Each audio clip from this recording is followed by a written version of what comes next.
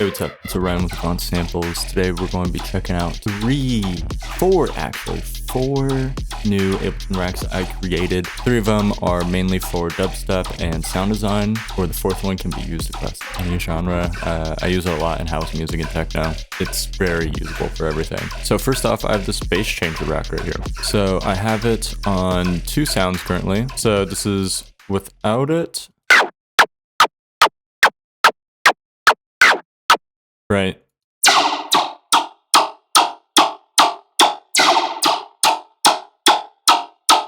And that's with it. It has a lot of controls. My favorite part of it is called spectral time. So it's this spectral mix right here.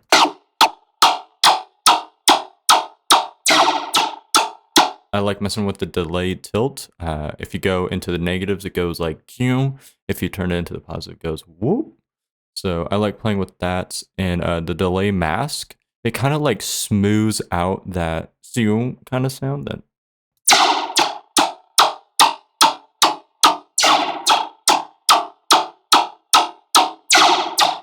and it's not really noticeable when you have it at a short millisecond. So if we just mess with this.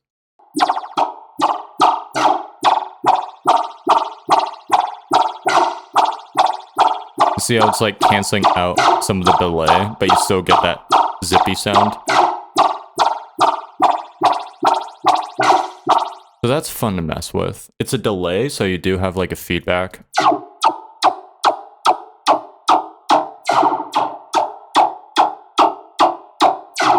And then also, this is super fun to mess with in automating the delay time. You can get some cool textures like that. So, and like fills, I think it's very cool. So like over here.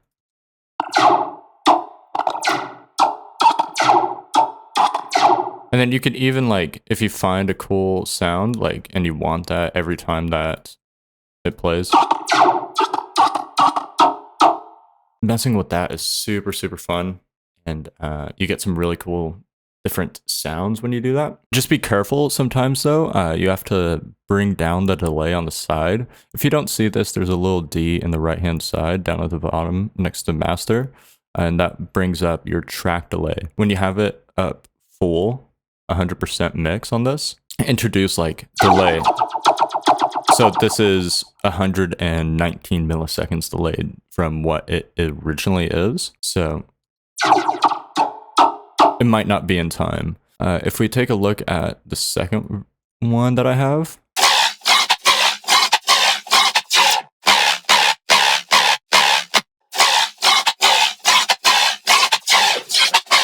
it's getting played earlier than what it actually is because I'm messing with this delay time and it feels like that it's getting out of time. Without it being nudged forward, let's hear with that. It feels late.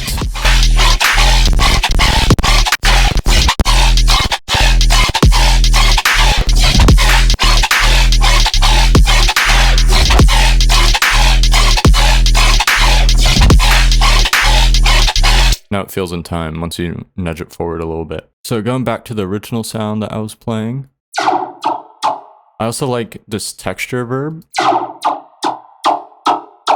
It's a short reverb that kind of puts it in a space.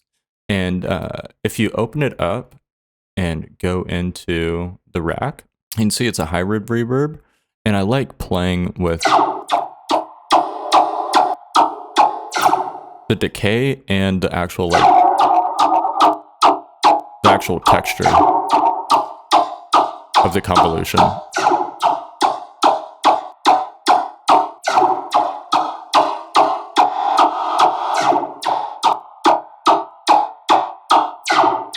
So that's fun to mess around with that. And then tonal delay. You can use this as like some fills. You can hear it on the clap.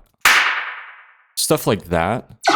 It's very riddim-y to do that, but also when you turn it up, you get almost a phasing sound sometimes.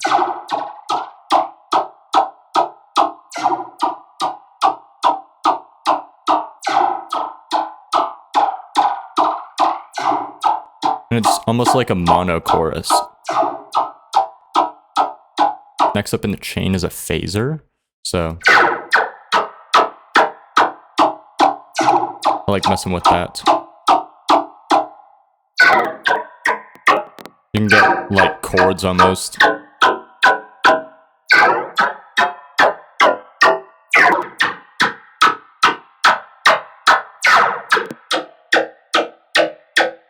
And these are fun to automate over time. So with Riddim and Dubstep, most of the time it can get pretty repetitive. So over here, I have a switch, and that's just changing a couple parameters on this. And it still sounds like the original sound, but I'm just tweaking the parameters so it sounds different. And same thing's going on with this one.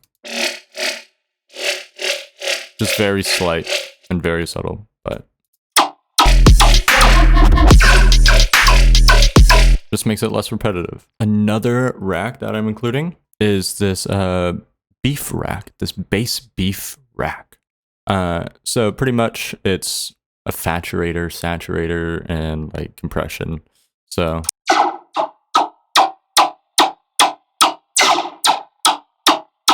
putting up the sound, compressing it, distorting it a little bit, just giving it overall more presence. You could take a basic sine wave and it adds more harmonics, so it does that for every frequency pretty much. Also, one of my favorite things about this is this tail tamer. Like you have so much tail, and then you can dial in how much tail you want. I wanted this one to be very attacky, and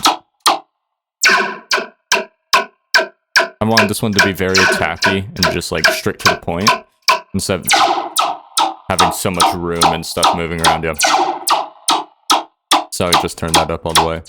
And if you find a sound lacking in the stereo field, there's a chorus as well.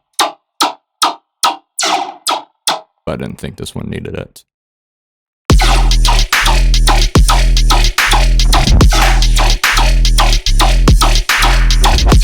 So those are the two main racks, and the last one for the dubstep centered part of this sub rack.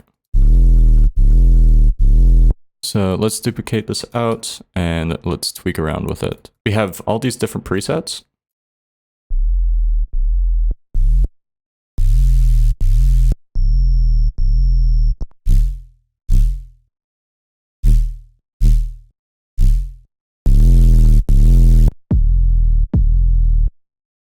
You want like hip hoppy subs.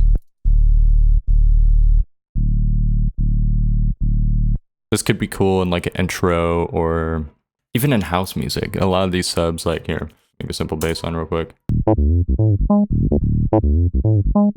Take that at like 125 BPM, but yeah. I have all these different presets, and of course you can go in. Okay, I want this one to have like a third harmonic in it. Maybe that's a little bit too much. Bring in some noise. So you got mono noise, stereo noise, and then you have the ring.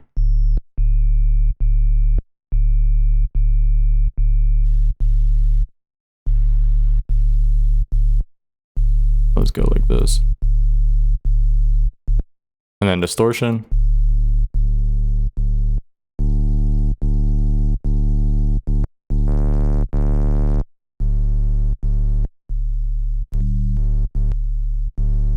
This is very bland. It doesn't really have any characteristics. So one way to do that is adding an envelope. Make it feel real instead of just having like a full-on bass in your face. There's also a second harmonic as well. Pitch envelope. You want some attack to it.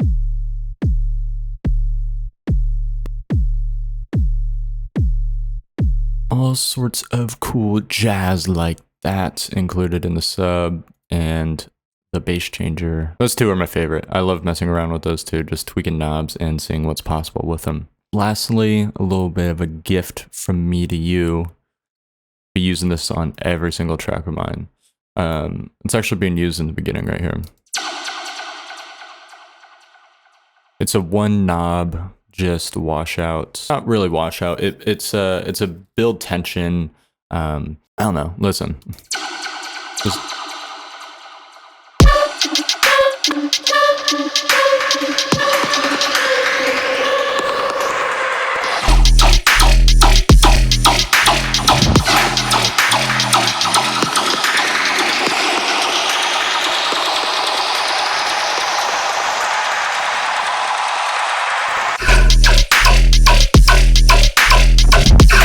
it's cool to use on your master, but I recommend using it in sparse amounts. If you're using it on like effects or like a lead that you're trying to get rid of in the mix, I tend to use it more in sections without like without percussion in it, because the delay picks up on the percussion way more than it does like melodic elements. So you can't really fade it out as much. I hope you enjoy. Link will be in the description for all of these.